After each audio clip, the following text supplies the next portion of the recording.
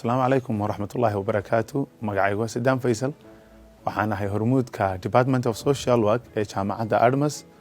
Ma tahay arday danaynaya inuu bulshadiisa u adeego, ma tahay qof ay warwar ku hayso sidii uu ugu adeegi lahaa bulshadiisa isla markaana ay uga bixi lahaayeen caqabadaha kala duwan ee nololeed. haddii jawaabtaadu ay ahaa tahay Admas waxay kugu bishaaraynaysaa qaybteeda social work inaad ku soo dhawaato social work.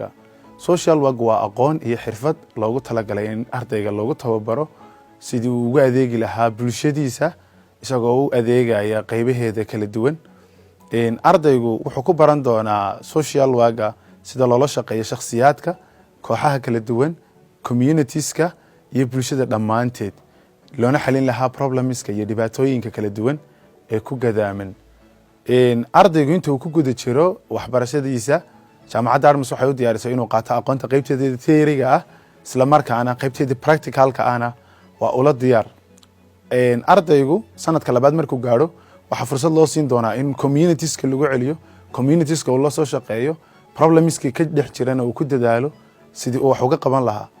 sidoo kale sanadka saddexaad ardayga waxa uu diyaara internship placement-kii hadday noqonayso institutionskii kala duwanaayay dowladda, kuwii caalamiga ahaa iyo kuwa localka ahaaba. arday kasta wuxuu chance u helayaa inuu markaasi practice gareeyo aqoontiisii si hadhow tolo mustaqbalkiisa shaqana ay uga caawiso.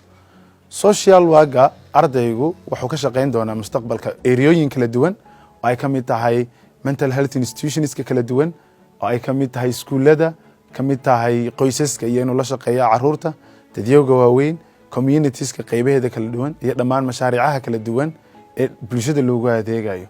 haddii aad tahay qof danaynaya inuu qayb ka noqdo isbedelna uga tago bulshadiisa lagu xasuusan doono, waxay kugu soo dhaweynaysaa jaamacadda Admas inaad qayb ka noqoto departmentka social work